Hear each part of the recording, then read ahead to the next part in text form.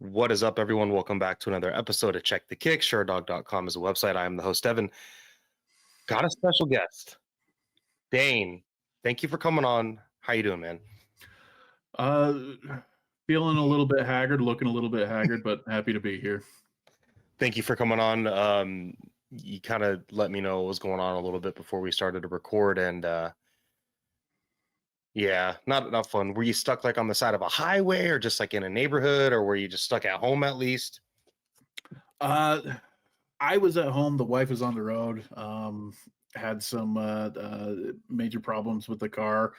Got a little bit scared with the ability to drive, but I just told her, look, take the back roads, take it really easy, get it to our mechanic. Fortunately, we did, but yeah. Still, the fact that she was stressing out, rightfully so. You know, because when your brakes are the thing that's scaring the shit out of you in your car.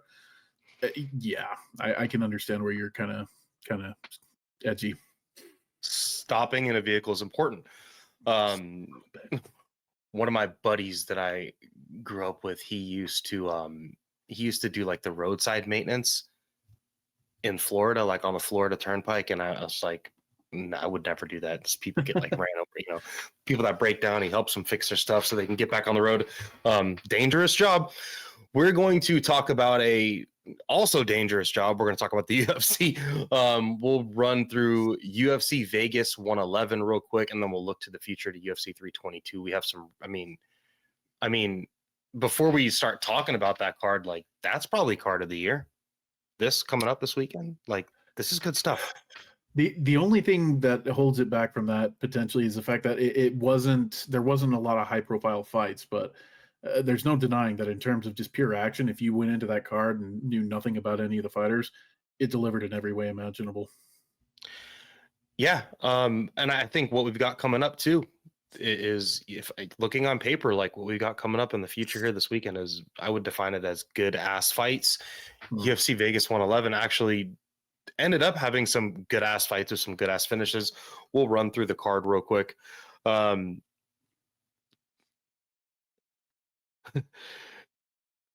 fight between Zachary Reese and Jackson McVeigh, like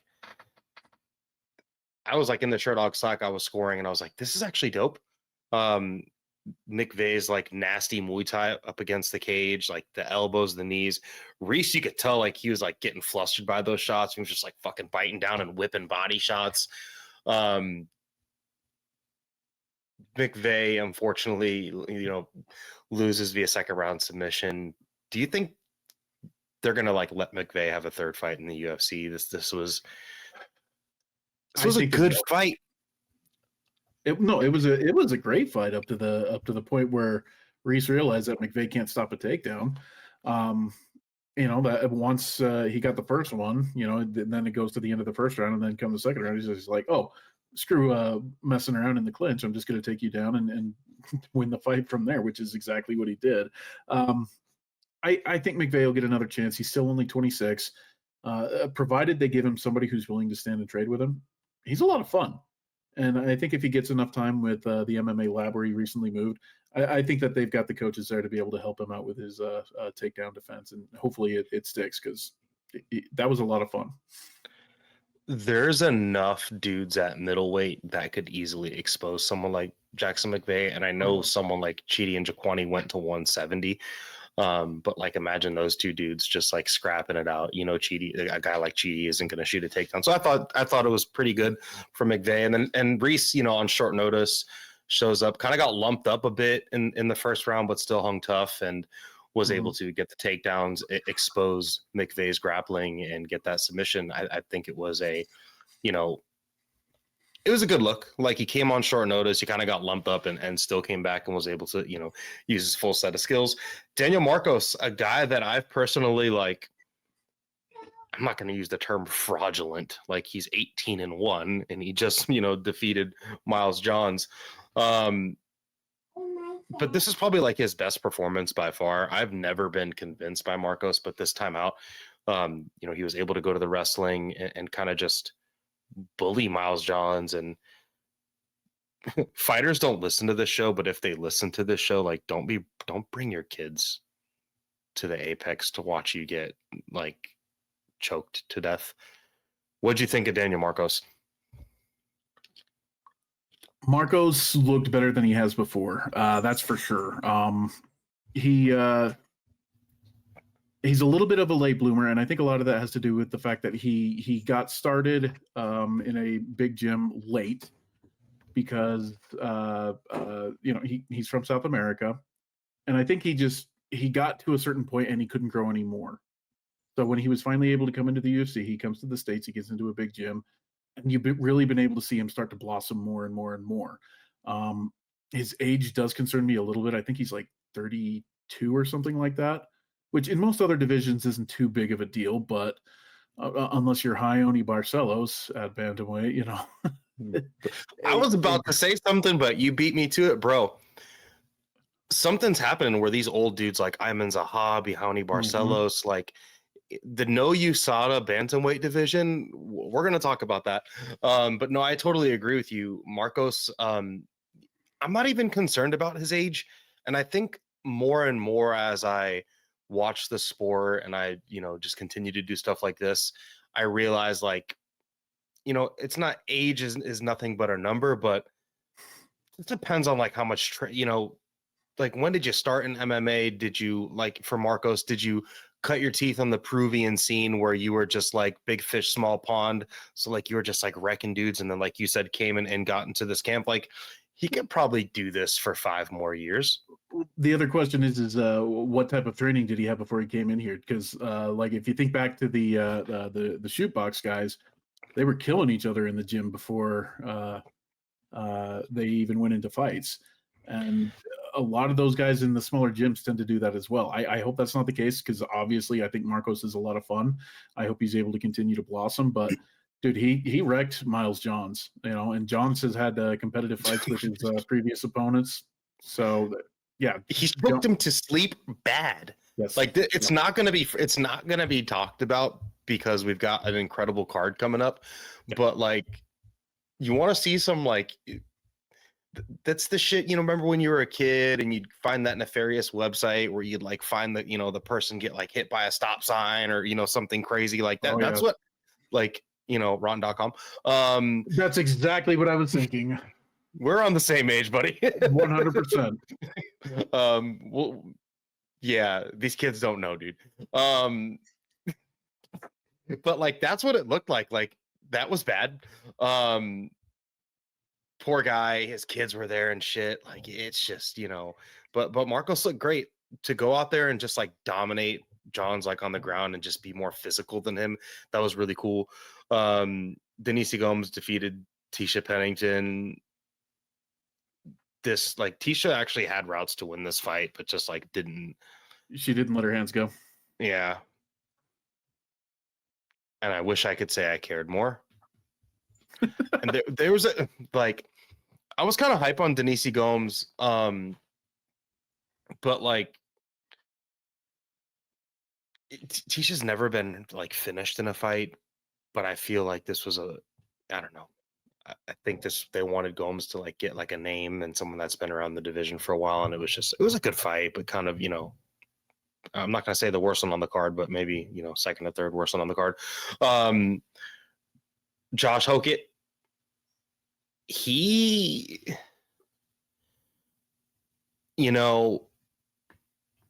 Tell me what you think about Josh Hokett before I tell you what I think about him, because I think we may have a lot of similar opinions, but yeah, I'm curious. Well, first of all, I don't know if Hokett's better off at heavyweight or light heavyweight. Right now, he's proven that he's not having issues with the size of the bigger guys. So, if you can avoid cutting weight, might as well see what you can do at heavyweight to begin with. He's still very raw with his striking, but he does have some power, which he showed. And given that he's, by heavyweight standards, a plus athlete, I think that he's got a pretty good chance to do something. But the thing that everybody remembers from him this weekend was his professional wrestling style promo that he had. We were talking about it with Ben Duffy on the Slack channel during the fights, and And Ben made a very good point. He was going more Shell than he was Colby because he's been getting a lot of comparisons to Colby, but that was more Shell, which I think was very smart.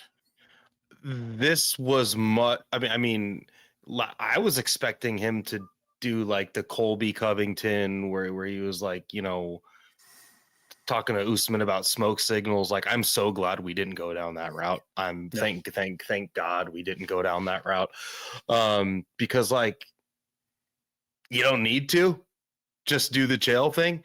Yeah, where the things that Shell says are so ridiculous that you can't help but laugh, like the Nogueira brothers trying to defeat a bus of carrot. I was watching someone had put together like a highlight reel of him in Bellator with Tito. Like that was like Chael's like last fight's like out the door. Yeah. And I'm like, this is real good. Or even like, you just do Ben Askren also too. Like you can do that thing where you're like, you poke at people, but you do it in like a funny way, Like the thing. And now we're going to talk about Usman again. What do you think pissed Usman off more, Colby Covington or Ben Askren calling him Marty? I think the Marty thing pissed him off more, dude. Like he actually, remember that hallway scene where he like wanted to kill Ben Askren? Yeah, no, I actually do agree with you because as annoying as Colby was, I think Usman understand what it was that Colby was doing because Usman benefited from it as well. So I don't think that really pissed him off too badly. Being called Marty, that doesn't benefit him in any way. So you could just tell it made him fucking. Oh yeah, it got him real angry. Shout out to Ben Askren too, dude. He's actually looking great. Yes, I've seen some footage of him. I'm glad to see that he's doing well. You and I probably wouldn't be doing what he's doing right now if we were. My fat ass, hell no. Like just like what he's able his shout out to him. He literally is like on the wrestling mat, and he's been on the wrestling mat for like a week now. It's just crazy. Hokit though, go down the route of Ben Askren, Chael Sonnen, like even Bisping, like you can go down that route. Don't do the Colby thing. Fast hands, good power. The one leg kick that he got hit with like seemed to really flummox him. So I think he's gonna have problems with like big dudes that are literally 30 pounds heavier than him that are just gonna crack him with big stuff. But he could just do the Jalton Almeida thing and stay at heavyweight until you lose a really big fight there, and then scurry down to light heavyweight. And start again, Yeah, like I said, the less you have to cut weight throughout your career, the better off that you'll be. So if he can at least build his name at heavyweight and maybe move down to 205 later, awesome. There's no USADA right now, or just get fucking ripped. Just go put on 15. Go do what Volkov did. Yeah, like go put on 25 pounds. He weighed 236. Like if he was like 245, 250, I'd feel so much better about. I'd feel so much better about it. Just because he's not like loose anywhere, but like he could, if he weighed 245, 247 and was pretty shredded, I'd be like, oh, okay, this dude, may do something. Jacqueline Cavalcante defeated Mara Buena Silva. Did you see Mara Buena Silva's foot at the end of this fight? Dude, that was, it was like 2 sizes too big. It was massive. When you see like back to rotten.com shit, you ever seen someone that gets like really burnt and they like fill up with pus? Like they'll have like a giant, that's what her foot looked like. And that was just all swelling and like fluid. Yeah. It looked like a giant pus bubble. Like you could poke it and then just. Yes. Yeah. Yeah. That was frightening. I don't know if like the camera zoomed in on it for like 1 second, then they immediately. I like how the UFC will do like the want to see a dead body thing for just like 10 seconds, sometimes like 3 seconds, like okay, no more. Just like look at her foot, it's terrible. Okay, back to Cavalcante. This fight wasn't great. I can't believe Mara Buena Silva was in a title fight like a year ago. that just tells you the state of women's bantamweight. It's actually gotten better. Mara Bueno Silva's probably not with the UFC anymore. She looked bad. Cavalcante could have done more. Yeah, that was the 4th loss in a row for Bueno Silva. And I think she's gotten progressively worse looking in each of those fights as well. I don't want to take anything away from Cavalcanti. She's a smart fighter. She knows what she's good at. She plays to her strengths, and that's kept her undefeated so far in the UFC.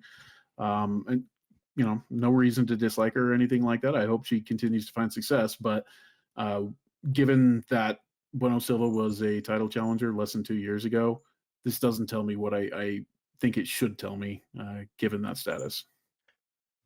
Right now in women's bantamweight, you are much better off being someone like Jacqueline Cavalcante than like Norma Dumont, because like Kayla Harrison is the champion right now, and Cavalcante can slowly chip her way up to the top. So by that time, Harrison will be gone, and I'm not seeing. I mean, find them, please, but I'm not seeing any like women's bantamweight prospects where I'm like, that's certified. Yeah, And you made a great point. Cavalcanti would be wise to just kind of take her time going up to the top, because as much as I like Kayla Harrison, I think we can both agree that her time as the champion at bantamweight is limited, because that 2 fights at best takes out so much out of her, takes out so much. Yep. So, and it's sad because I would love to see her have an extended reign that's long, but I really don't think she can. I was talking about this in the Sherdog Slack a couple weeks ago, where I was just like, the UFC should just freaking make women's 115 to 120, make 125 to 130, and then just make, an 135, whatever, like just a women's heavyweight, whatever. But cap it at like 165. You know what I mean? Like, yeah, because then you can get all the like freak show shit. Larissa Pacheco can be involved. Like, Larissa Pacheco is a free agent, and she can't make $135. She would have to cut off, like, she's bigger than Kayla Harrison. Keep in mind, she once upon a time did make 135, and I understand that was when she in the was UFC. Younger. Yes. It was about a decade ago, though. So I mean, I think that it is plausible, because if Kayla can do it, I think Pacheco can. She's just going to have to completely revamp her body, and that's going to take some time. Another reason why, and I do agree with that 100%, she could probably do it again. Another reason why I think that they should, make a women's division that's like capped at 165 is because it would keep all of these old legends around way longer. Like, if you tell them in a Nunes, you could weigh in at 165 pounds, she'd be like, that man would be fighting every 3 months. Same with Harrison. Like, it would make these people more active. People could still be around. Maybe Holly Holm could throw. So like all these like older, legends, they'd be much more willing to stay around. Like, if you told Kayla Harrison, hey, you could keep defending your belt and show up at $165, she'd fight 5 times next year. That's another reason why. And we're getting way off topic, but that fight kind of, well, that's why we're talking about women's bantamweight. Honey Barcelos, dude, he is like he's kind of sort of like the bantamweight Yoel Romero to me in a way. Yeah, like just an old dog, like tough as nails, super athletic. I mean, he keeps doing the damn thing against all odds. And it's not like when Clay Guida was like winning some fights still towards the end of things. This is not even like he's having high fight IQ and like doing shit to win rounds. Oh, yes, but he's also doing it while still generally being the better athlete out there. Ricky Simone's not he's not a bad athlete by any means, but I think you could watch that and tell that even though Barcelos was about 5 or 6 years older, he was easily superior in terms of those pure athletic skills. like his scrambling ability, Mm-hmm. his head movement was good. Like he has good vision still. Yep. Like he's able to like evade. Like once you get older, and we were talking about people getting older, like if you lose any like vision where you don't have the same hand-eye coordination, you're not able to slip and pull stuff, like that's when you start getting hit with big shots. But like he's still, like he's rolling with shit. He's calm under fire. Really, really close fight. This is probably the best fight on the card. But dude, shout out to Barcelos. Like he's awesome. He's got 3 wins in 2025, and one of them is Peyton Talbot. When he was a massive underdog, yeah. Cody Garbrandt and Ricky Simone, like, dude, those are like up and comer, legend, former champion, and then just like a dude that's been, inside the top 15, fought a bunch of really good people. Like Ricky Simone beat Merab Dvalishvili. I will say this, though, just because I find it kind of ironic that given that Garbrandt is the former champion, that's probably the win that impresses me the least for this year. Of course, 100%. 100%. This is probably the Talbot one is the most impressive. This Simone is the second. The Garbrandt win is just like it's still a decent win, man. I'm not trying to throw Garbrandt completely down the toilet, but it's the slice of lettuce in the sandwich. There you go. You're happy it's there, even if it's not. You could give it a shit left, like the tomatoes there with the salt, the pepper, like the other things that are a little more important. Jamal Emmers defeated Hyder Emil. Jamal Emmers looked great here. I did not understand why he was an underdog going into this fight.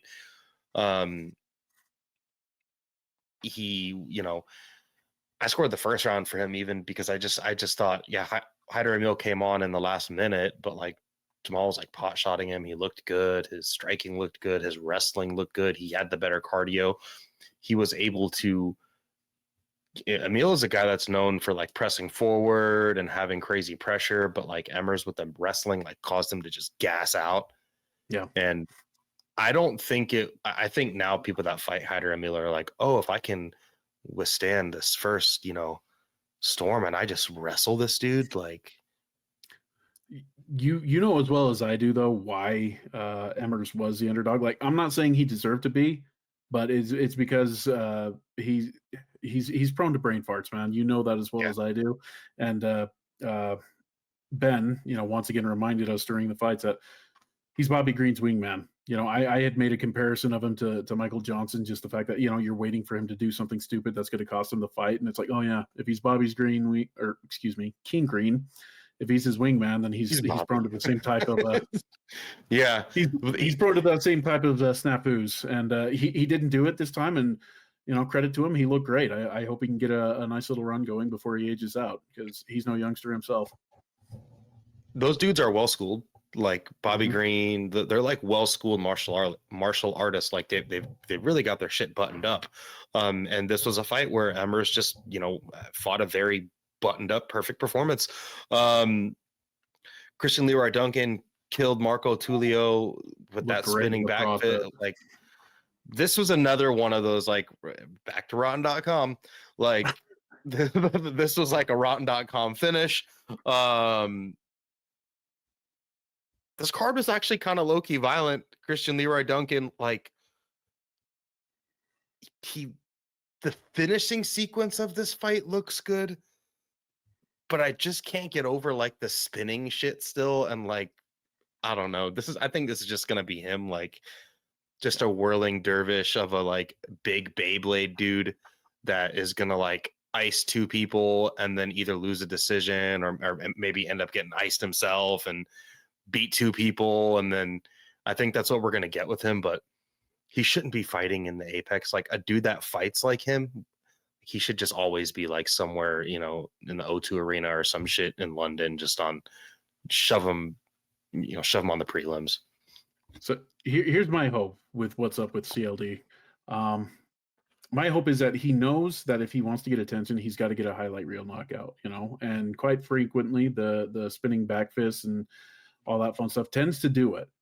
And so now that he's gotten that highlight reel knockout, it's like, okay, we're going to start going more with the bread and butter, with our P's and Q's, all that fun stuff, and get back to basics, so that as he does continue to fight up, he's not losing fights in a stupid manner as is possible. Like I said, that's my hope. I'm not saying that's what's going to happen because that would be too smart. But once you get that type of knockout and you get it in that manner, it is so hard to avoid not wanting to do that again.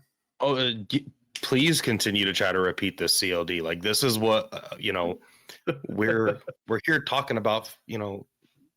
Stuff on Sherdog, but like this is we're fans, man. Like we want to see cool.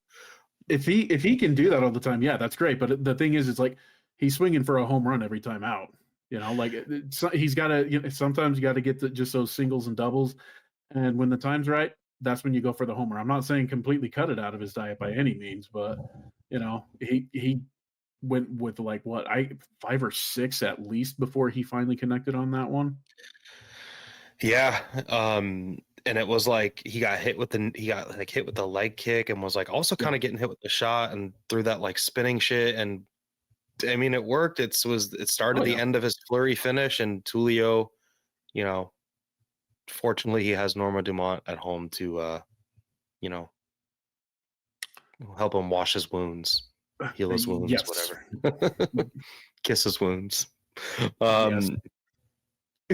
Chris Padilla defeated Ismael Bonfim. This is exactly how I want to see someone lose a fight when they come in 5 pounds overweight. Yeah. Unpopular opinion. I think that the best thing for Bonfim's career, Ismael, to clarify, would probably be for him to get cut.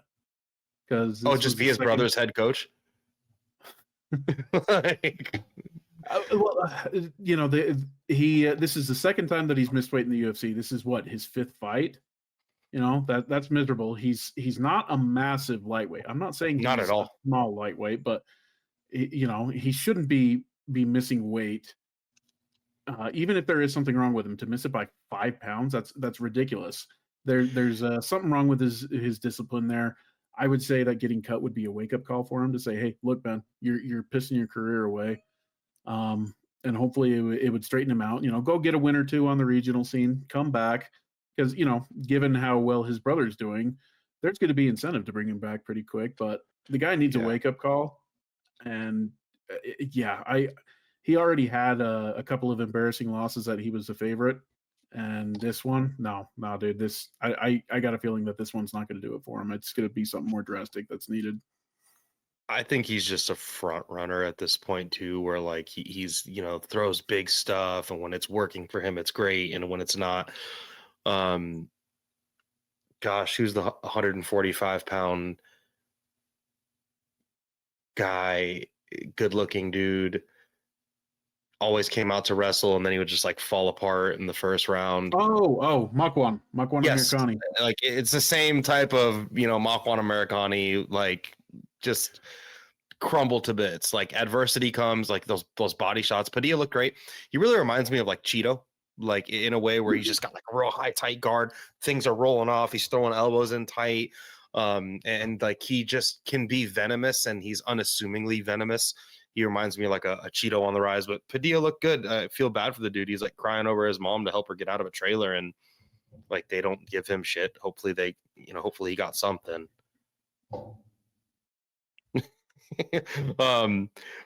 I picked this fight wrong. I actually talked about the Uros Medic Muslim Salikov fight last show, and I thought Salikov would go out there and have like a close first round and then maybe hurt Medic. But Medic is kind of becoming a get-got all-star. He's dope. He just went out there and fucking ran through Salikov. Like, dude looks good. Yeah. Well, when Medic wins, damn, he looks good. But the problem is that when he loses, damn, he looks bad. I mean, like you said, he's it's a highlight reel either way. But he's doing the 2 and then 1. Exactly. 2 and 1, And I will admit this was definitely the best win of his career. I can't deny that. But there's the other part of me that's like, okay, did this happen because Salikov finally hit the wall? Because he's like 41, 42, something like that. Yeah.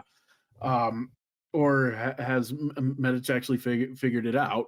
And Salikov is actually still good quality. I don't know. That's why we keep watching the fights, is because those types of questions get answered. So I'm probably a little bit more reluctant to jump on the Medic bandwagon than some others are. but given how fun he is, I hope he Just hangs keep around a doing long this. time. Yeah, yeah. And I'll be very interested to see where he goes from here. I hope that it's don't give him a wrestler, basically. Just give him somebody that's just as willing to kill or be killed. Yeah. And maybe he can get like Randy Brown or something on a bounce back fight. Like, who knows? Joseph Morales looked really good against Matt Schnell. This dude, he's 15-2. He's 15-2-0. His 2 losses happened some time ago. Went through the Ultimate Fighter house. I guess his last fight out before this one was not a technically a UFC bout, but like he's got 2 UFC wins now, both of them by finish, both of them by sub. Like, do you think Joseph Morales is going to do stuff at flyweight? I think Morales is capable of doing stuff at flyweight, but I think more than anything, I think Schnell is just shot. Like, oh yeah, he's shot to bits. Yeah, like the only win that he's had in like his last 4 or 5 fights is Jimmy Flick. That doesn't say much to me, So I don't want to take away much from Morales, but give him somebody who's still got a desire to fight up. I feel like at this point Schnell's just showing up for the paychecks. I don't know, somebody like Andre Lima, I think would be a good test because Lima's fairly young, got a lot of hype behind him, but we haven't seen him beat somebody who's completely proven yet. So I think that would be a something that would tell me more about Morales than Schnell at this point. Where's Sumaderji when you need him? Ooh, that would be a fun one too. What's that was like Matt Schnell's like best win. I want to see, what can Joseph Morales do in a fight like that? And then the main event, Gabriel Bonfim defeated Randy Brown via second round TKO knee, just a knee, no ground and pound follow-ups.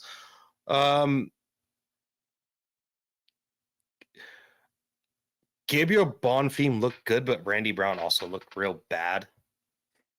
Like Randy Brown is just standing in front of Bonfim and just like letting him kick his leg to bits. He didn't check the kick at all.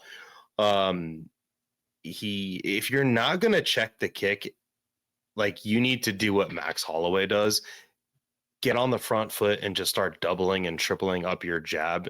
And anytime somebody kicks, like you need to hit them, like throw with them. They're kicking, you're punching, let them know that something's coming back every time. But you can't just stand there and eat them. And then once you get hit with 5, 6, 7, like, and then you start trying to check, like you're fucked. Yeah. He was trying to plant and punch with Bonfim.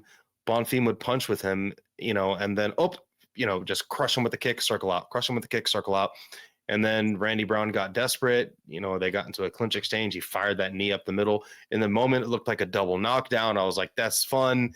And then Mark Smith jumped onto Brown, stopped the fight. I think the stoppage was a hair early, but if Randy Brown was getting trucked in there anyway, like I got this pick completely wrong. Watching it live, I 100% thought the stoppage was early. But watching it on a replay, I was okay with it because you can see that Brown did go out, and when his head bounced off the mat, he came back too. Yeah, no, exactly. And when it looked like Bonfim was going to still be going after him, you just saw him curl, put his hands up over his head, which I guess is a form of intelligent defense. But his first instinct wasn't to scramble up and out of the way; it was to cover himself. So I think that it was a fine stoppage because Bonfim was just going to rain down some more punishment on him. So, yeah. If this was a much closer fight or Brown was up on the cards and he looked like he was cruising to win round 2, I'd feel some type of way about it. Yeah. But like Brown was not on his way to winning. He was on his way to having this happen to him, whether it happened to him in, 2 minutes or, even if just crumbled via leg kicks, like he couldn't have done that for 5, 6 more minutes. Like there's no chance. Bonfim though, I've got to fight for him next. I want him to fight Joaquin Buckley. That is actually the exact same name that I had. Reason being is because Buckley has done some main events. They can do a main event like whatever the first or second, maybe like February in the Apex after a pay-per-view, like one of the kind of, the after the pay-per-view Apex card, he can headline one of those against Joaquin Buckley. Well, I'm hoping that Apex cards are a thing of the past when the Paramount deal starts, but we'll see. We hope a lot of things over the past when Paramount starts. That wraps up the first segment of the show. We kind of spent more time breaking down the card, but you don't come on often, and all the betting scandals and everything. That was last week's stuff. Wish you were on to talk about that, but that all kind of just fell right into our laps. Unfortunately, I do find it funny though, and what I'm gonna do is just every pick I get wrong, I'm gonna call it a fixed fight forever now. Like it's we're just watching WWE at this point. Fortunately, this weekend coming up, we have what I believe are enough fighters that get paid enough money to where they don't need to be involved in fixed fighting. Especially the top 4 fights we're going to talk about. Real quick, what's your like sleeper of this card, man? Like what should people, outside of the main card? Like what's your sleeper of this card outside of the main card? I'm probably going to go with Hopilov and Hobocop. Hobocop is just appointment viewing, like exactly. Always, no matter what. Like he may in like Hobocop is probably the most badass dude on this whole card. Like, remember when his eye was like blown open and like all like dude, he's Hobocop is the man. I was gonna say maybe that middleweight bout. Let me look through the card and see if there's anything in particular while my phone resets.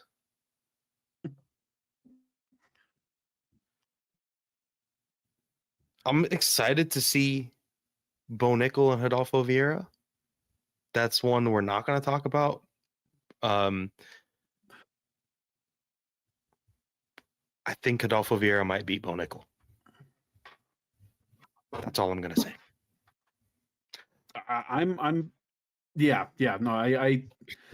saw the odds on that one, and I was kind of surprised that they were as favorable towards Nickel. But yeah, I don't think that that's a bad pick. I'm not 100% sure if that's a pick that I would make, but we'll just say that I think that it should be a pick 'em. Totally, and we don't know.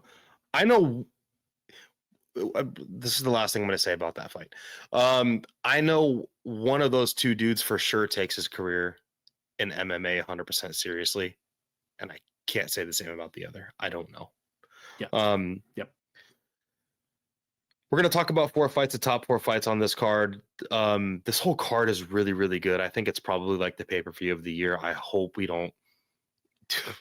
We could, like, knowing some of these dudes, we could just get a fight that's just like, like a bunch of just, kind of, stuff that totally people might not. But totally get it. But this could also be fireworks. First fight we're going to talk about. We're going to talk about Carlos Prates taking on Leon Edwards. Odds on this. Do you know the odds? I have them pulled up, but I'm just curious if you know them or not. I'm unaware now. Perfect. Carlos Prates is a -210 favorite. Leon Edwards is coming back at about +165, +170, and wherever you want to go. This is a real interesting fight. Leon Edwards, former champ, he's 34 now. His bald spot says otherwise. He's dropped 2 fights in a row. His last win is against Colby Covington, and his 2 wins before that were against Kamaru Usman. He hasn't won a fight since December 16th of 2023. Carlos Prates, the nightmare, he's coming off of that, just like the year of the spinning back elbow where he just fucking crushed Jeff Neal with that spinning back elbow. Before that, he lost a decision to Ian Gary in a kind of close-ish fight that Ian Gary clearly won, besides the 5th round where, he was much closer to getting a finish than Ian Gary ever was in that fight. Yes. Before that, he knocked out Neil Magny, knocked out the Leech, first person to do that, knock out the body shot against Charles Radke. He was on an incredible streak before then.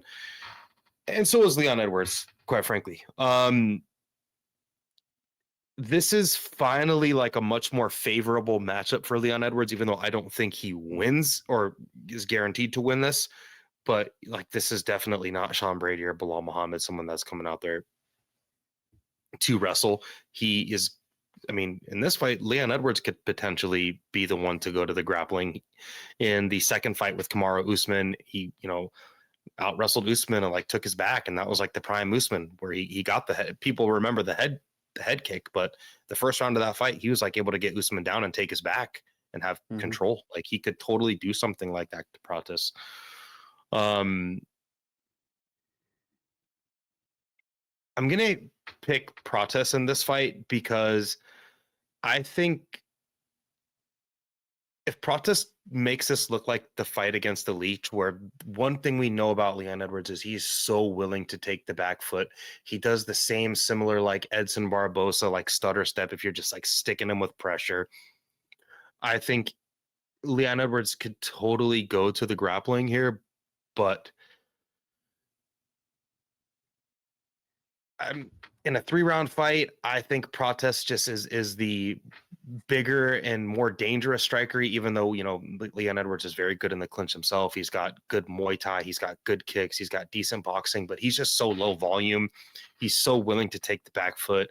And I think if Carlos Prates can just like get him against the cage, bully him with his boxing, maybe throw some elbows in there, I think he's the more venomous striker. I think the UFC also clearly wants Carlos Prates to win this fight. I'm picking Prates to I feel like the moment in the Nate Diaz fight could like happen twice to Edwards in this fight, and that's what's going to make Prates win. I think maybe Prates gets out grappled for a round, and then in 2 other rounds he just like hurts Leon Edwards real bad, where he's like on skates and shelled up against the cage. So give me Prates to win a decision where he gets out grappled in 1 round and then hurts Leon Edwards in 2 of the other ones. Tell me what you think. Said a lot of words. Edwards tends to win his fights in a generally a boring manner, just by dictating the pace, dictating the action. Very very measured with his striking. Utilizes a lot of wrestling and a lot of control. And I think that would be the easier route to victory for him if he could pull that off with Prates. But I think the other thing that Edwards is used to is being the superior athlete in all of his fights. You could point to even the Usman fight, the third Usman fight. The first one, or the second one, he was losing until he got head kicked. And then he clearly too. Yes. He won the first round, and then he was just getting dominated for the rest, literally up into the head kick. And I think that was Usman kind of demonstrating he was a superior athlete. I feel like the third contest between the two of them, the second title fight, Usman looked like he was kind of rushing back because he did not look physically he looked fearful of getting knocked out again. That was definitely part of it. I've never seen Usman look like that, because he didn't look like that. Usman hasn't looked like that since in his couple comebacks. Yes, and he did not. He looked like there was something physically wrong with him. I think he was dealing with the plethora of injuries that he's been dealing with ever since then. So I think in that fight, Edwards was clearly yes, but Edwards was clearly the superior athlete come that fight. Colby, he was shot when Leon fought him. So Colby should have had no moments in that fight, because Colby had like a broken foot or a broken hand, like something like, and he should have like Prates would have finished that Colby. Yes. Violently. Oh yes. But yeah, no, Edwards just he's too content to play it safe, which is very ironic given that he's got the most iconic Hail Mary knockout in the history of the sport. Regardless, the point that I'm trying to make is that I don't think he's a superior athlete to Prates. I think he's going to have a harder time being able to dictate the striking. He's definitely not going to outvolume him. The only way that he even comes close to doing that is if he just grounds him and gets the volume with ground strikes. He's not going to do it on the feet. And because you mentioned the Nate Diaz moment. I think Prates is a superior athlete to Diaz, and he'll be much more aggressive going for those types of shots. So I'm with you. I wouldn't be surprised if he finishes him, which is a hell of an accomplishment. Say what you will about Edwards, but he hasn't been finished in the UFC. He's a tough cookie to crack. But yeah, I 100% agree with you that the UFC wants Prates to win this.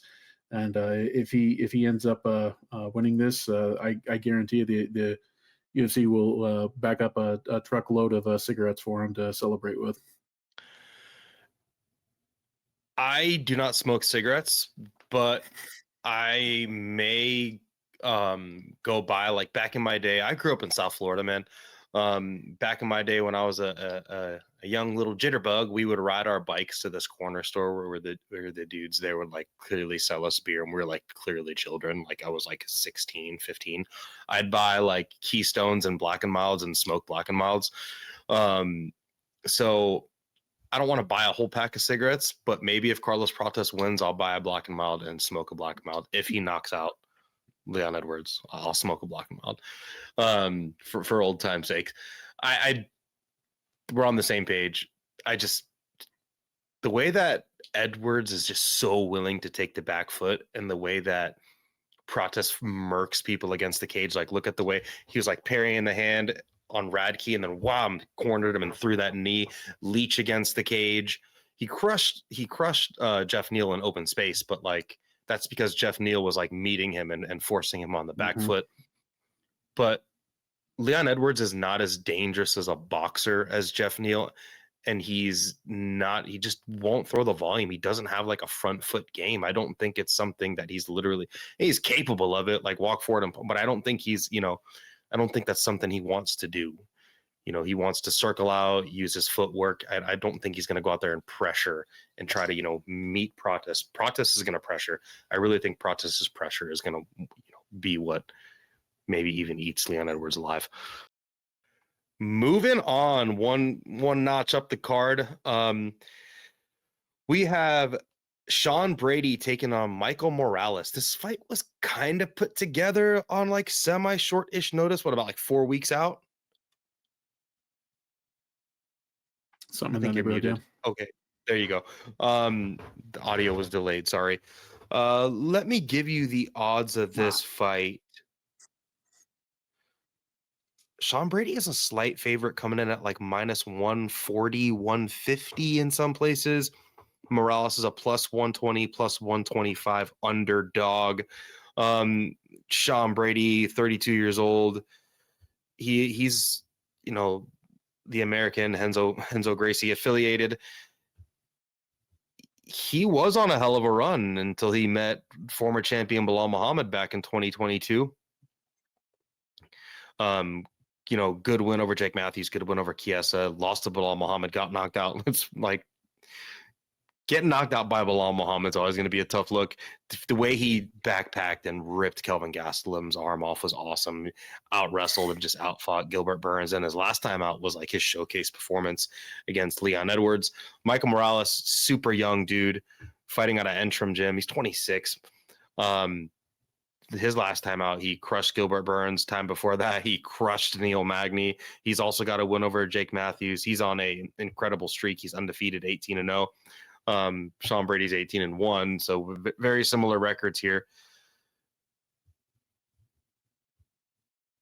I'm really confused and stuck on this fight. I don't know what it's going to look like, so I'm going to pitch it over to you. Tell me what you think is going to happen, and tell me who you think is going to win this fight. I'll start by saying that I'm like you, man. I don't know how this fight's going to go either, which is part of the reason why I'm so intrigued by this contest. Brady did not have to take this fight either.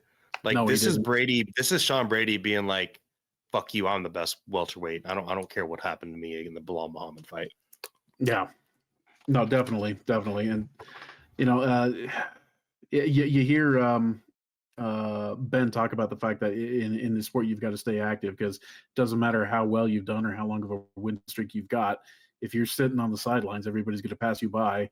And at this point, Brady understands that if he can get a win here, ain't no way in hell Shavkat's getting the next title match. So Shavkat is like forgotten about at this point. Like, and he was the dude that was crushing everybody. I think wasn't he 18-0 with 18 finishes too? This welterweight division, Carlos Prates, Leon Edwards, like we have a little mini tournament going on this card alone. I think it's very brilliant that the UFC did that, because if something happens to the main event, if you're a welterweight on this card and you're listening to the show, that probably is not a thing, but like weigh in at 170. Don't do the 171 thing. You never fucking know. Mm-hmm. You never know. Make sure you show up at 170. But back to you, man. Tell me what you think, and tell me, who you think's going to win. Okay, so Brady's a little bit of an anomaly, because you look at him and he doesn't look like a fantastic athlete by any means. And to be honest with you, out of the majority of the sharks that are swimming at the top of the welterweight tank, he probably is the worst athlete out of them. But that doesn't mean he's a poor athlete by any means. It just means that he's swimming with some really talented sharks. But the fact that he is probably choice 1A should something happen to either one of the combatants between Della, Maddalena, and Makhachev, it tells you something about his fight IQ, his grit, his gas tank, as well as his wrestling. And the thing is, he's the type of fighter that I don't think that Morales has seen quite yet. Morales has seen Burns, but we also know that Burns is not quite the muscle ball that Brady is. That's not to say Burns isn't a strong athlete himself or anything like that, but Brady is just so dogged, so determined, and such a I'm trying to think of the right word. I rather than sit here all day, I'll just say that his pressure is pretty intense when he gets the ball rolling. If he gets rolling, I think he's more effective than Bilal, because I think that he's got more oomph in his strikes. He's got more oomph in his takedowns. That doesn't mean that his loss to Bilal was flukish. Bilal, had the better game plan, but I think Brady has learned from that. The thing is that in Morales, he's got somebody who is a phenomenal athlete. Like, I think he's a better athlete than Edwards, the guy that Brady just completely mauled. And he's got the undefeated aura about him, where he goes into fights and he feels like he's untouchable, and that happens a lot of times before you get your first loss. There's nothing wrong with that. And I think that that could be the downfall for Brady, because Morales, he's bigger, he's quicker, faster, and definitely hits harder. So I could easily see him catching Brady, because I think that the loss to Muhammad proved that Brady can be defeated. You can even say he can have his will broken, and I think Morales hits hard enough that if he just gets a couple of good strikes on him, that'll be enough to break his will. Regardless, I'm still going to lean with Brady to get a hard fought decision. Just because, like I said, Brady hasn't exactly fought somebody quite like Morales, but Morales hasn't faced anybody like Brady. Brady's going to take the fight right to Morales in a way that I don't think anybody has, and I don't know if he's going to be completely prepared to deal with that. Regardless, I feel like if this proves to be Morales' first loss, I think that he's still got a bright future. I think that he's somebody who we're going to see fighting for the title someday. Win or lose this fight, but with a very low degree of confidence, Brady by decision. Yeah, Michael Morales has definitely just he's 26 years old. Yep. Like, he has the aura. He carries himself like he has this. He's 26 years old. He's undefeated. He's untouchable. Yeah. Like, this is his, like, he knows he's a bad motherfucker. Like, he knows what it is. So he has that swagger about him. That's how his fight style, also rolls over into the octagon. Sean Brady, he's tasted that defeat. He's had the slice of humble pie. Their games are very, very different. Sean Brady, you know, his boxing has seemed to come, you know, it's definitely come a long way. Oh, it has. But he's not like, if he gets stranded on the feet against Morales, this is it's curtains for him. He's going to get sparked out. If he gets stuck on the feet, he's screwed. But something that he has is he's like one of the, and we're going to talk about Islam Makhachev here in just a few minutes, but this dude at 170, like, he's not just a good wrestler. He's a pretty damn good wrestler, but his topside grappling, it reminds me of like Glover Teixeira, where he's just like big and heavy, bullying on the ground. I think in this fight, he's going to get Morales down and just be able to.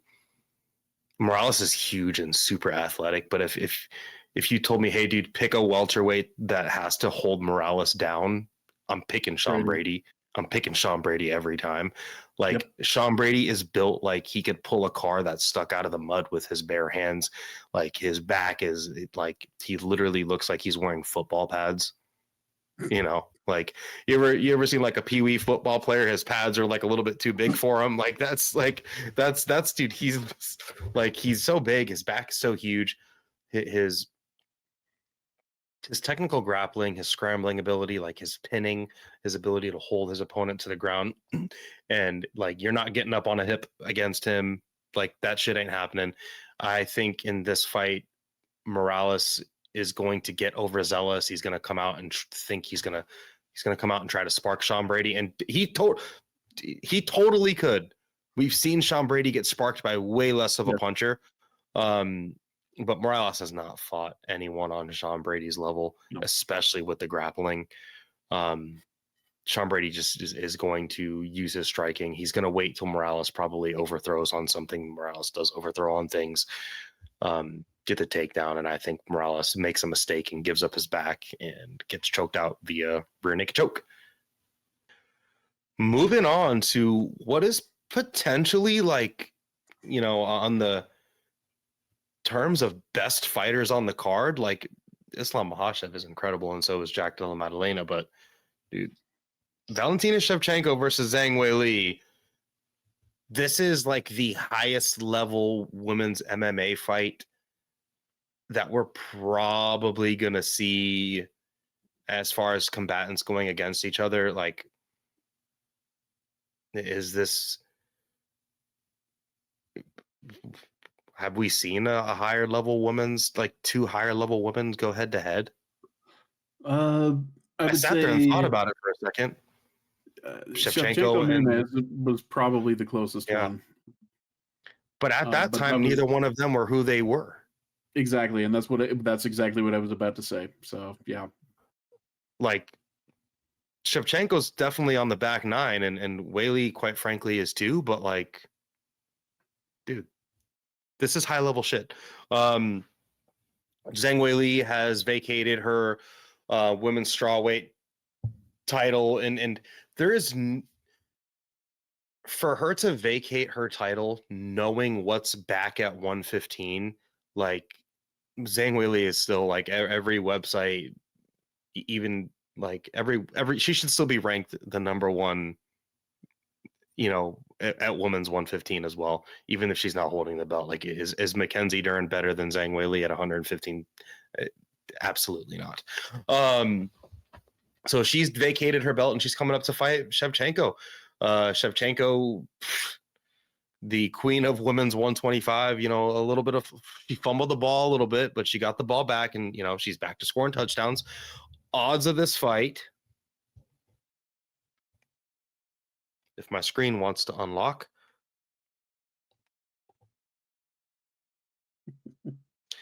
Valentina Shevchenko is a minus 130 favorite. Zhang Weili is coming back at about plus 100, plus 110. This will probably close out a pick'em, and it's probably just rightfully what it should be. Both of these women are just absolutely incredible. Shevchenko's last time out. She defeated Manon Fiorot. Before that, she had the trio of fights with Grasso where she was winning the first one and then got caught slipping with the face crank. Second fight, that was a draw. She got shafted in that fight. Like that was literally like we were talking about some tomfoolery.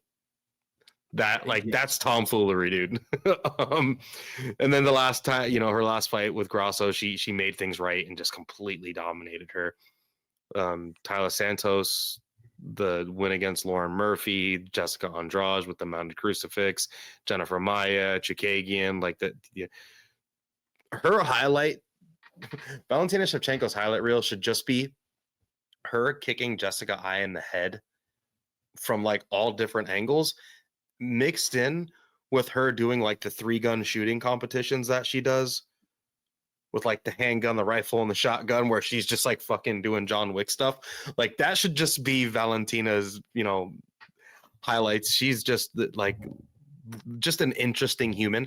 Zhang Weili, she's been a nightmare at women's 115. The only person that, was able to do anything to her is Rose Namajunas, but she's been on the moment that she got into the UFC, she was just a wrecking ball, like destroyed Tatiana Suarez her last time out. And it's been, her last fight was in February of 2025. So she's going to get one more in this year. The way that she beat Yan Xiaonan, crushed Amanda Lemos. After Carla Esparza had probably the worst fight in MMA history with Rose Namajunas, she just was like, yeah, let me make this right real quick, guys. And just like literally turned Esparza into a pretzel. The spinning back fist knockout of Joanna Jędrzejczyk in their rematch.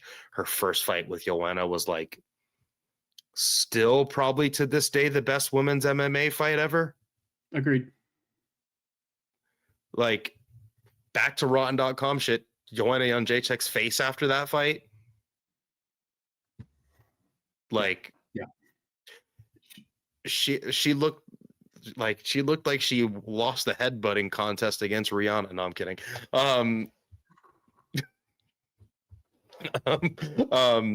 Yeah, it looked like she had 2 aliens trying to burst out of her head. Like, there were 2 hematomas. That's why. Holy crap! It was nuts. It looked bad. This is a really, really interesting fight because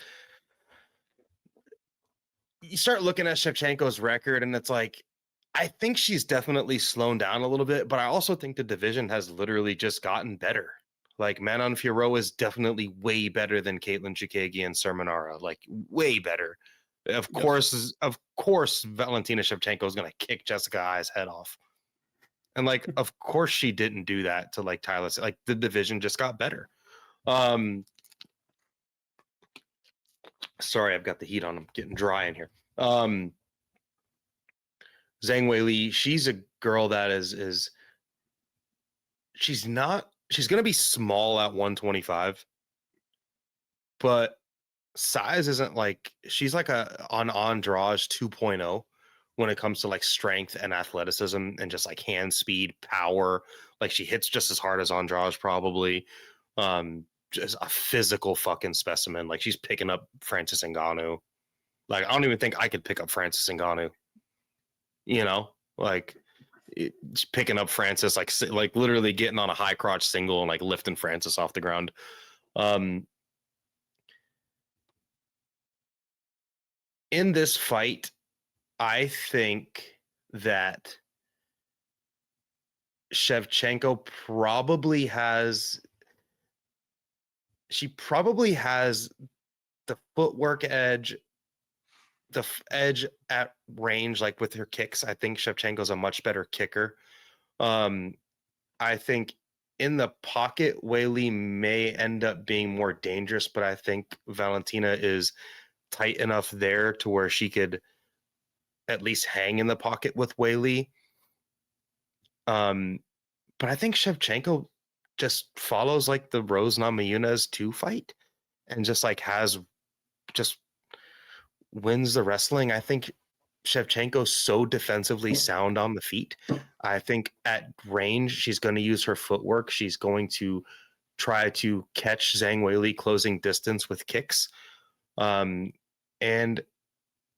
like Shevchenko is just, I think this is going to be the first person that's going to be like probably stronger and more physical than Zhang Weili.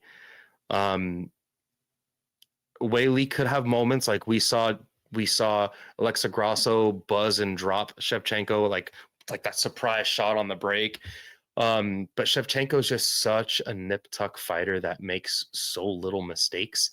And we saw Weili, even though she went out and dominated Tatiana Suarez, like she still got taken down. And I think like Valentina Shevchenko is not going to fall to bits, like just not going to fall to pieces. Shevchenko, in my opinion, I'm not going to say easily, but I think there's definitely a route where she doesn't get finished and wins 3 rounds grappling Zhang Weili here. I'm going to pick Shevchenko to win a decision where she out wrestles Zhang Weili for 3 rounds and doesn't get finished. Dane, what do you think? I agree with a lot of the things that you were saying. You were saying that Valentina is probably going to be a little bit bigger, a little bit stronger. I don't think it's going to be significantly bigger or stronger, but the fact that she simply is bigger and stronger is going to be something that Zhang Weili is not used to. And that can be problematic when you're used to doing that, especially given how dominant that she has been. And the other thing, I think Shevchenko had it so easy for so long that I think that she just kind of started to get content. I don't think she was putting in the effort that she needed to with her title defenses down the stretch. She barely eked out the win over Santos. She got caught by surprise with Grasso. And then I'm with you. I thought that the second fight should have gone towards Shevchenko, but there was some tomfoolery going on there. And that 10-8 scorecard, man. Exactly. And then since then, she was able to just completely maul Grasso in their rubber match. And then there was the fight with Fierro, and even though I thought Fierro won that fight, it was a very close fight, so I had no problem with Shevchenko being the one getting her hand raised. And also the fact that I thought Fierro was a more difficult stylistic challenge for Shevchenko than what Weili provides. That's not to say that Weili's not going to be problematic for her in any way, shape, or form. Obviously she is, but I think that Shevchenko losing to Grasso in some ways was the best thing that could happen to her legacy, because she has come out and just completely flattened Grasso to the point where people even forget that Grasso was champion for a little while there. And her striking looked really good against Fierro. Like we thought Fierro was going to be the superior striker, but Fierro actually had to slow things down and like force the fight up against the cage. And Fierro was big. Like she was bigger than Shevchenko, and like Shevchenko was like buzzing her with her boxing on the feet. Like I already gave my pick, but I'm just finding a real tough way to like, how does Weili go out there and just like bank 3 rounds against Shevchenko? No, and that's the thing. I don't know. I think that she can, but I don't think that she will. She out wrestled Tatiana Suarez, but like the difference in physicality, in my opinion, between Tatiana Suarez and Shevchenko, Tatiana Suarez's legs are this big around. Tatiana Suarez is a minus athlete. She's been looking terrible in fights, and like Shevchenko would have got that Tatiana Suarez into a mountain crucifix and elbowed her head off. She would have finished that fight in the 3rd round. Yeah. And Weili goes to decision. And I love Weili. I just think like I'm going to be actually probably real surprised if Weili goes out there and just I feel like Shevchenko is actually the one that has more to lose here. And I don't mean 100%. I don't mean that simply because she's the champion. I think that for Shevchenko, this is more legacy for her in the sense that if I can beat Weili, then I've got a strong case as the greatest women's fighter in the history of the sport. Now, I know that a lot of people are going to point out that she's got the 2 losses to Nunes. The second one was very nip and tuck. And it was That's a fight she also probably should have won. But well, there's also the fact that Shevchenko was the one fighting up a weight class too. Like normally she's a flyweight. I know that she had been fighting at bantamweight at that point, but everybody and their dog knew that Shevchenko's natural weight class was 125, but it didn't exist at that time. So, and the second she stepped into 125, she has been literally just, for lack of better terms, murking fools. Like yeah. She's been, she's been a killer, and she's never out of shape, even though she's approaching her, mid to late 30s. And Zhang Weili is not young either. And I think Zhang Weili is absolutely incredible, but I agree with you. The safety net of going back to 115 with Mackenzie Dern as the champ. Like, dude, this is a win-win for Weili. She wins this, boom. If she loses, she can go right back to 115 and say, yeah, I'm going to go beat the shit out of Mackenzie Dern, because we all know Zhang Weili probably beat the shit out of Mackenzie Dern. So you're picking Shevchenko too? Definitely. Yeah. This 3 round, I just think, Zhang Weili is dangerous on the feet, and she's big and strong in the grappling, but like, I don't think she holds Shevchenko down for 3 rounds or knocks her out. I just find that like real Shevchenko's so nip tuck. She didn't finish Tatiana Suarez. Moving on to the main event, we have another kind of champ versus champ fight, but not. We have Islam Makhachev moving up to 170 pounds to take on Jack Della Maddalena. Odds on this fight, Islam is a pretty hefty favorite, minus 250 up to minus 290 in some places. JDM is about plus 215, plus 225 even in some places as the underdog. Islam Makhachev has just been on a warpath at 155 pounds, beating, all comers besides Adriano Martins. He's beat the who's who of 155 in this current era mostly, and is going up to take a shot at JDM, a guy that, an unlikely champ in a way. Just because most people, I picked Bilal Muhammad going into that fight. We'd seen JDM get like out wrestled before that, but he's seemed to make a hell of a turnaround. Last time out, he defeated Bilal Muhammad for the belt. For that, he knocked out Gilbert Burns, the split decision against Kevin Holland, the Basel Hafez win. He has definitely not been fighting the elite of this division the same way that Islam Makhachev has been fighting the elite of 155. Both of these guys are, really in their primes. Islam's 34. JDM's not even 30 yet. He's 29. With those odds and a little bit of I said and mostly your knowledge, tell me who you think is going to win this fight and why, or how. It's hard to pick against Islam in this one.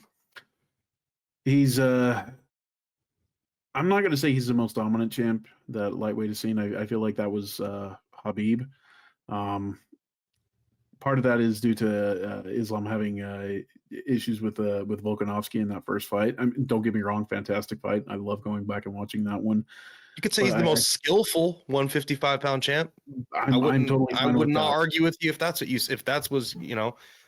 Yeah. But I feel like he's kind of leaving something on the table by not just extending that run and then leaving no doubt that he was the best lightweight to ever do the damn thing. But hey, that's just me. If he's tired of cutting weight, who am I to say hang around? Regardless, I think people like to think of him as being Habib Jr. And don't get me wrong, there's obviously similarities, but they are actually pretty different. Makhachev is one of the most defensively sound fighters that we've ever seen, which is funny how, his lone loss was just him getting caught by Martins, like you already mentioned. That's what made But him the most. That is what made him into what he is now, in my opinion. yeah, I think you're probably right. I'm not letting that shit happen again. Exactly. But yeah, he's overly cautious to the point where I think that is what has allowed Habib to remain superior to him in terms of reputation. Is just because Habib didn't give a shit. He would just go right at you and take the fight to you, eat a couple of shots and whatever, and then just physically maul you. Makhachev is a lot more cautious about that. He's looking for openings. He's looking for opportunities.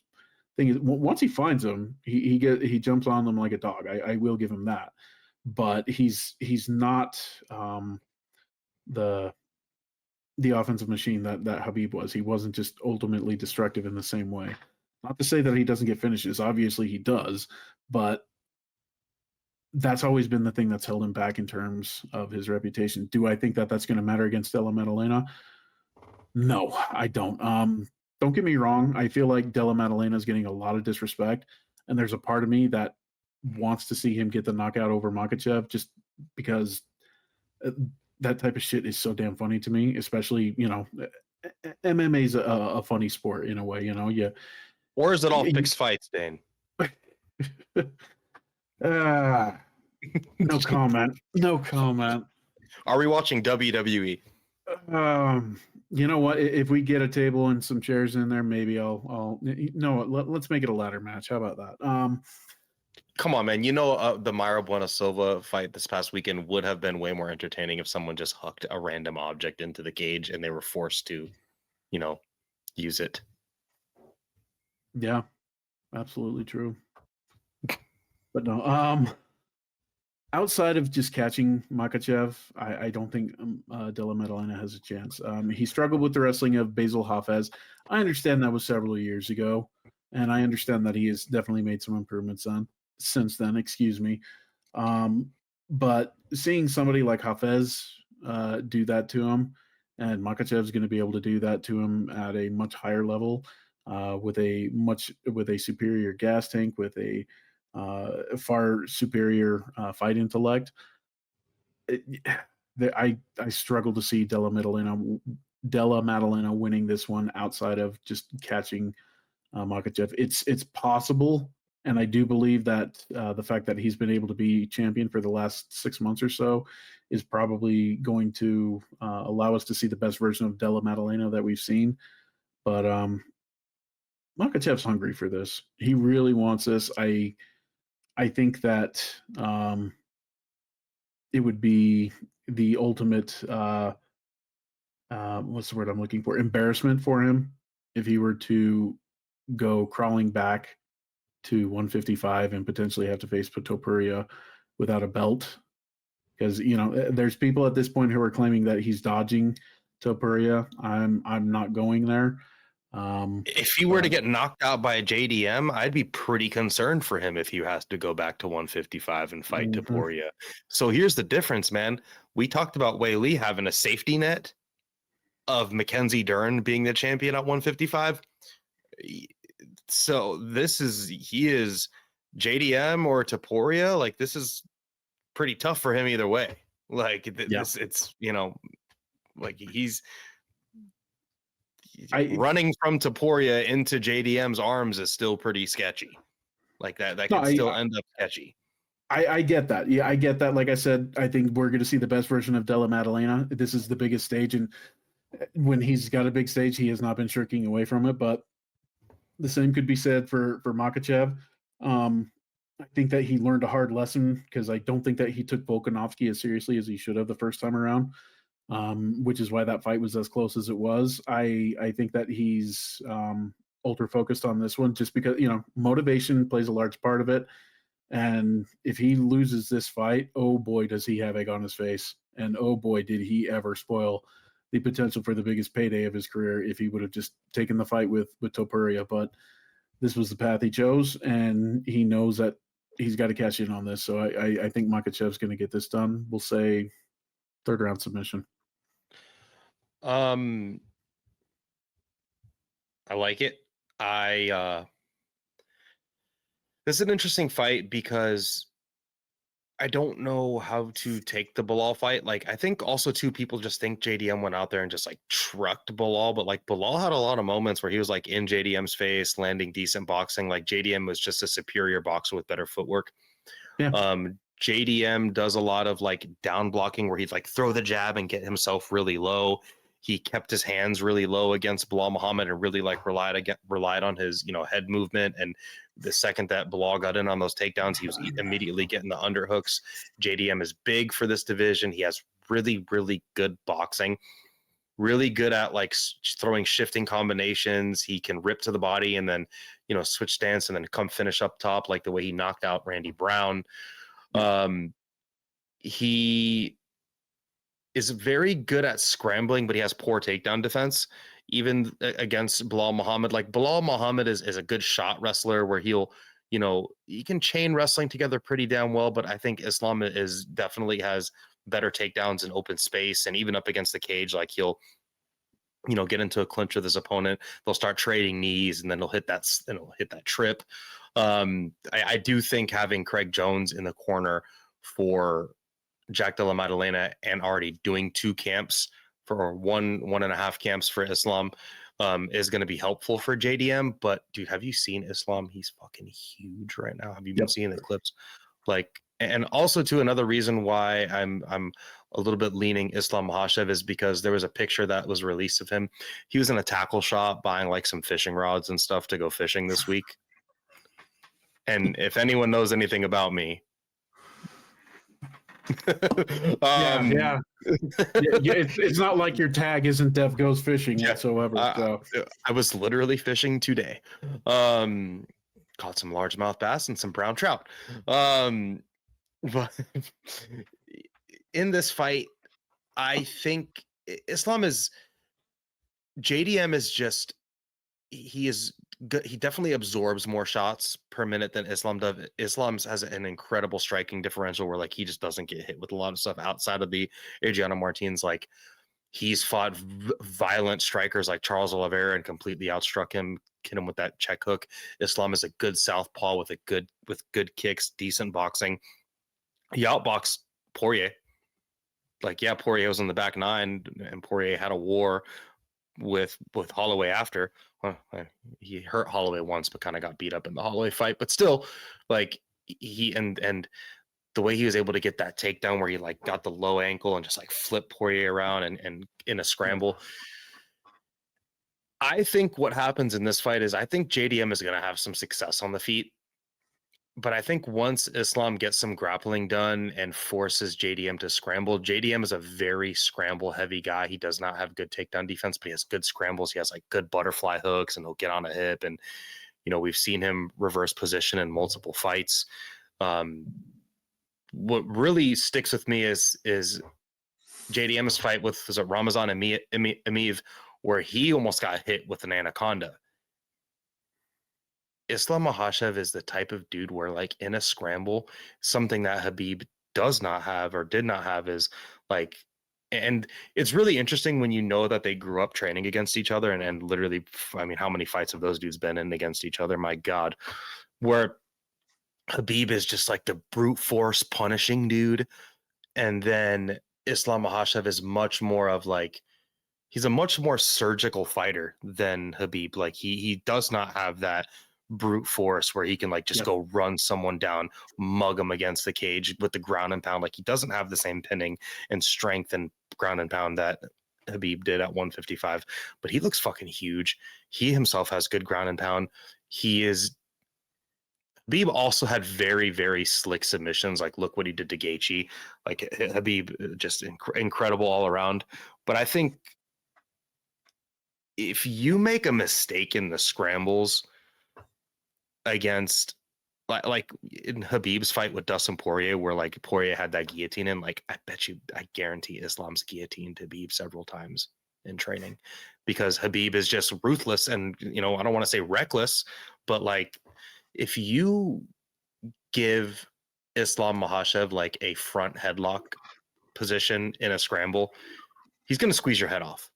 Oh yeah. Like, and JDM almost got nailed with one against Emif. And I just think there's going to be so many opportunities where Islam's getting takedowns and JDM's being forced to scramble. Like, Basel Hafez just ran him back and took him down, and JDM was like jumping guillotine and stuff. Like, what happens when the fight doesn't start going JDM's way? I think JDM could really pose a lot of threats, but I don't like how he fought. He has to keep his hands down for the wrestling defense. Islam Makhachev has great head kicks. I think what Islam's going to do is try to keep, he always wins the outside foot battle against most opponents. I'm very curious to see if he can do that against JDM. I think he's going to throw the head kick from his southpaw stance. He throws a really fast head kick. Ask Alexander Volkanovski. I think he's going to throw the head kick, force JDM to keep his hands up to block the head kick, and get his takedowns. I mean, do you want to get head kicked by Islam, or do you want to block it and leave your legs exposed? That's going to be a question that JDM probably has to answer this weekend. I think Islam is going to catch him with some sort of front headlock choke in a scramble, and it could happen in the first round or it could happen in the fifth, but I think that's what's going to happen.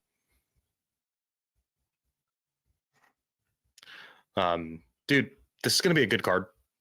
Oh yeah. Like, there's tons of Bo Nichols back. Like, there's just the Hobocop Kopilov. Like, there's tons of Tracy Cortez and Aaron Blanchfield in their rematch.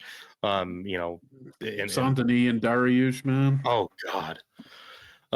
There's just this whole fight card should be incredible, dude. Thank you so much for coming on. I really, really appreciate it. I know it's a little bit later where you are, even than where I am, and it's getting kind of late for me. I'm off tomorrow though. I'm not. So, dude, where can the people find you?